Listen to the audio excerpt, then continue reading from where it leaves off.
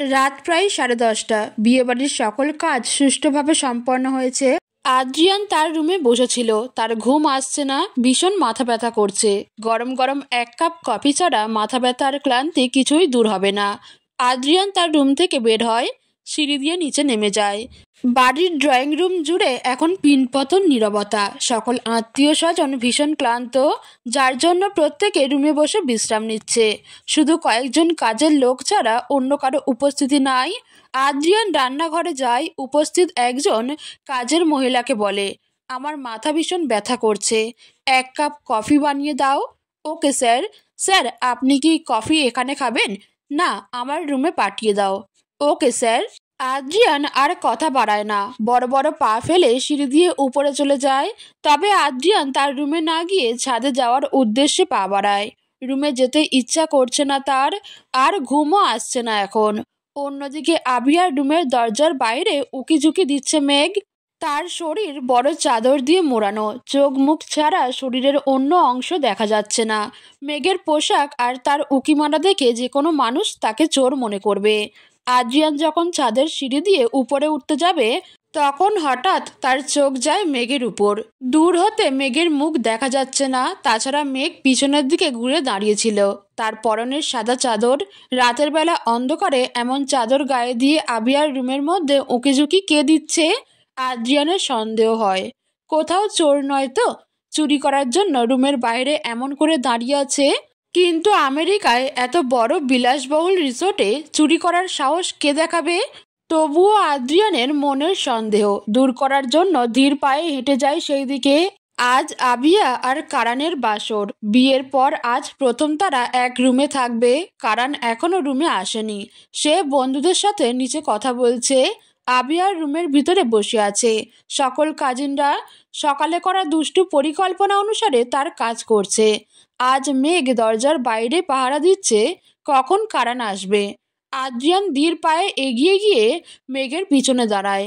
মেঘ আদ্রিয়ানের উপস্থিতি টের পায় না।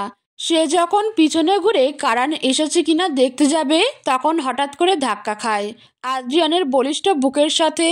মেঘ মাথায় কিছুটা ব্যথা পায়। সে মাথায় ব্যথায় পাওয়ার স্থানে হাত দিয়ে মেঘ তার মাথা একটু উপরে তুলে সামনে থাকা মানুষটার মুখের দিকে তাকায়। মেঘের থেকে অল্প দূরত্বে গম্ভীর মুখে দাঁড়িয়ে আছে আদ্রিয়ান। মেঘ আদ্রিয়ানকে দেখার সাথে সাথেই তার থেকে দূরে সরে যায়। কিন্তু আদ্রিয়ান মেঘকে দূরে যাওয়ার আগেই মেঘের হাত শক্ত করে ধরে ফেলে। আদ্রিয়ান বলে, মেঘ, তুমি এত রাতে এখানে কি করছো? তাও আবার এমন চাদর মুড়ি দিয়ে, আর চোরের মতো এমন ঘরের ভিতরে উঁকি দিচ্ছ কেন? আদ্রিয়ানের কথার কি উত্তর দিবে এখন মেঘ? যদি মেঘ তার শয়তানি পরিকল্পনার কথা আদ্রিয়ানকে বলে, তবে নিশ্চয়ই কাজিনদের মতো তাকেও রিসোর্টের বাইরে কান ধরে দাঁড় করিয়ে রাখবে, সাথে উঠবস করাবে। না না, মেঘ এই শীতের রাতে কান ধরে দাঁড়িয়ে উঠবস করতে পারবে না। আর রিসোর্টে এখন শত শত মানুষ রয়েছে। যদি কেউ মেঘকে উঠবস করতে দেখে নেয়, তবে তার মান সম্মান সব শেষ হয়ে যাবে। মেঘকে চুপচাপ দাঁড়িয়ে থাকতে দেখে আদ্রিয়ান ধমকের সুরে বলে ওঠে, কি হলো মেঘ, কথা বলছো না কেন? তুমি এত রাতে এখানে কি করছো? আদ্রিয়ানের ধমক শুনে মেঘ থতমত খেয়ে যায়। সে দ্রুত তার মনের মধ্যে মিথ্যা অজুহাত সাজায়। এরপর সামান্য ভয়ার্থ কণ্ঠে বলে ওঠে, আদ্রিয়ান স্যার, আমি আসলে আবিয়ার সাথে দেখা করতে এসেছি। আবিয়া তো রুমে আছে। রুমের ভেতরে না গিয়ে বাইরে এমন চোরের মতো উঁকিঝুঁকি দিচ্ছ কেন? চোরের মতো উঁকি দিব কেন? আসলে আজকে তো আবিয়া আর কারান ভাইয়ের বাসর রাত, তাই একটু দেখার চেষ্টা করছিলাম। পড়াশোনা বাদ দিয়ে অন্যর বাসর দেখার চেষ্টা করছিলে তুমি মেঘ? পরশুদিন থেকে তোমার মেডিকেলের ক্লাস শুরু হয়ে যাবে। এখন যদি পড়াশোনা না করো, তবে সিলেবাস কি করে শেষ করবে? ডক্টর হওয়া কি এত সহজ? এইসব শয়তানি বাদ দিয়ে রুমে গিয়ে পড়াশোনা করো। যাও রুমে। হঠাৎ রুমের মধ্যে আদ্রিয়ানের উপস্থিতি দেখে কাজিনরা সকলে ভয় পেয়ে যায়। আদ্রিয়ানকে প্রত্যেকে ভয় পায়। কাজিনরা ভয়ে থতমত খেয়ে বলে, আদ্রিয়ান ভাইয়া তুমি? মেঘ, তুই আদ্রিয়ান ভাইয়াকে কেন নিয়ে এসেছিস? আরে, আর কোনো উপায় ছিল না আমার। এখন সকলে তাড়াতাড়ি লুকিয়ে পড়, কারণ ভাই আসছে। মেঘের কথা শুনে সকল কাজিনরা দ্রুত লুকিয়ে পড়ে। মেঘ আদ্রিয়ানের হাত ধরে তাকে দেয়ালের সাথে ঝুলন্ত পর্দার আড়ালে নিয়ে যায়। আদ্রিয়ান মেঘের হাতের বন্ধন থেকে তার হাত ছাড়িয়ে নেয়। এরপর রাগী কণ্ঠে বলে ওঠে, মেঘ, কি করছো তুমি এইসব? আর পর্দার আড়ালে লুকিয়ে কি করবে তুমি? আদ্রিয়ানের রাগী কণ্ঠে শুনে মেঘ বলে, আদ্রিয়ান স্যার, বকা পরে দিয়েন, এখন একটু চুপ করে থাকেন, না হলে আমার সকল পরিকল্পনা নষ্ট হয়ে যাবে। পরিকল্পনা নষ্ট হয়ে যাবে মানে? কিসের পরিকল্পনা? মেঘ আদ্রিয়ানকে কিছু বলতে যাবে, তার আগেই দরজা খোলার শব্দ হয়। মেঘ বুঝতে পারে নিশ্চয়ই কারণ এসে পড়েছে। আদ্রিয়ান যদি এখন কোনো কথা বলে তবে সব শেষ। মেঘ তাই দ্রুত আদ্রিয়ানের মুখ চেপে ধরে। মেঘের এমন কাণ্ডে আদ্রিয়ান অবাক হয়ে যায়।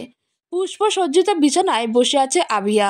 মাথায় তার ঘোমটা দেওয়া, ঘোমটার আড়ালে ঢাকা পড়েছে লাজুক রাঙা রূপবতী নতুন বউ।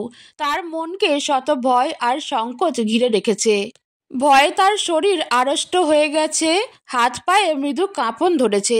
জীবনে প্রথমবার কোনো পুরুষের সাথে সে একা রুমে থাকবে, যদিও এই পুরুষ তার জন্য বৈধ, তার স্বামী। তবুও অষ্টাদশী কিশোরীর ন্যায় তার মন জুড়ে অজানা ভয় কাজ করছে। কারণ রুমে এসে দেখে বিছানা জুড়ে বসে আছে আবিয়া। কারণ তার উপস্থিতি বুঝতে শব্দ করে দরজা বন্ধ করে দেয়। দরজার শব্দ শুনে আবিয়ার শরীর মৃদু কেঁপে ওঠে, তার সমস্ত শরীর জুড়ে শিহরণ বয়ে যায়। কারণ ধীরে ধীরে এগিয়ে আসে বিছানার কাছে। এরপর বিছানায় এসে আবিয়ার কাছে বসে যায়। কারণ নিজেও কিছুটা নার্ভাস ফিল করছে। কারণ আবিয়ার কাছে গিয়ে ধীরে ধীরে ওর ঘোমটাটা সরিয়ে দেয়। এরপর ওর থুতনির আলতো করে ধরে তার মুখ উঁচু করে বলে ওঠে, মাশাল্লাহ। আবিয়া আর কারণের রোমান্টিক দৃশ্য। খাটের নিচ থেকে পর্দার আড়ালে লুকিয়ে লুকিয়ে দেখে যাচ্ছে সকল কাজিনরা। তারা কুটকুটি হাসছে। অন্যদিকে মেঘ পর্দার আড়ালে লুকিয়ে আছে। তার সাথে রয়েছে আদ্রিয়ান। মেঘের আঙুল আদ্রিয়ানের ঠোঁটে অবস্থান করছে। বাইরে জানলা দিয়ে মৃদু বাতাস বয়ে যাচ্ছে। আদ্রিয়ানের ঠোঁটে মেঘের আঙুলের ছোঁয়া লাগছে। মেঘ আর আদ্রিয়ান একে অপরের দিকে তাকিয়ে দেখে। আদ্রিয়ান সামান্য ঢুক গিলে। এই মেয়েটা তার কাছে আসলে সে এলোমেলো হয়ে যায়। মেঘ আদ্রিয়ানের চোখের দিকে বেশি সময় তাকিয়ে থাকতে পারে না। খুব দ্রুত তার চোখ সরিয়ে নেয়। তার আঙুল ও ঠোঁট থেকে নিচে নামিয়ে নেয়। আদ্রিয়ানও কিছুটা স্বাভাবিক হয়।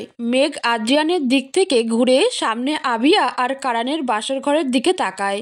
কারান আবিয়ার থুতনি তুলে তখন মুখটা স্পষ্ট করে দেখতে যাবে, তখন মেঘ দূর থেকে আবিয়াকে ইশারা দেয়। আবিয়া কান্না শুরু করে দেয়। হঠাৎ করে আবিয়ার কান্না শুনে কারান অবাক হয়ে বলে, কি হয়েছে আবিয়া, তুমি কান্না করছো কেন? কারণ আমি তোমার সাথে সংসার করতে পারবো না। আমি আকাশকে ভালোবাসি, তার সাথে সারা জীবন থাকতে চাই।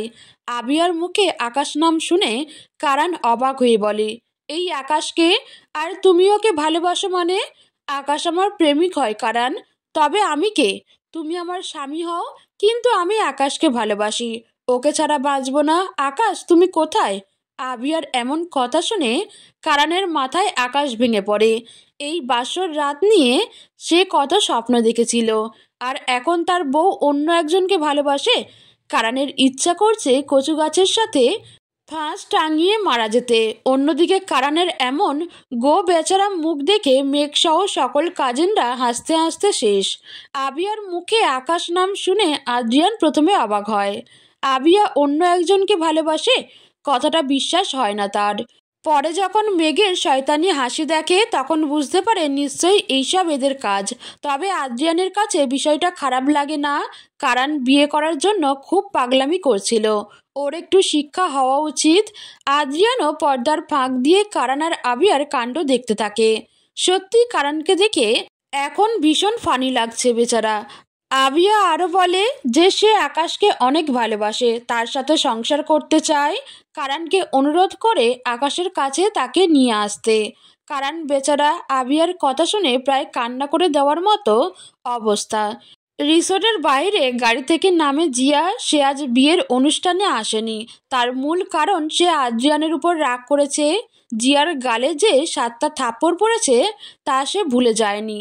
জিয়া তার প্রতিশোধ নিবে, অবশ্যই নিবে। আদ্রিয়ান শুধু তার জেদ হোক বা ভালোবাসা, আদ্রিয়ানকে তার চাই। কিন্তু আদ্রিয়ানকে সে জোর করে নিজের করতে পারবে না। তার জন্য আগে আদ্রিয়ানের কাছে কালকের ঘটনার জন্য ক্ষমা চাইতে হবে। তারপর ধীরে ধীরে আদ্রিয়ানের কাছে একটু একটু করে যেতে হবে, তাকে ভালোবাসার মায়ায় জড়াতে হবে।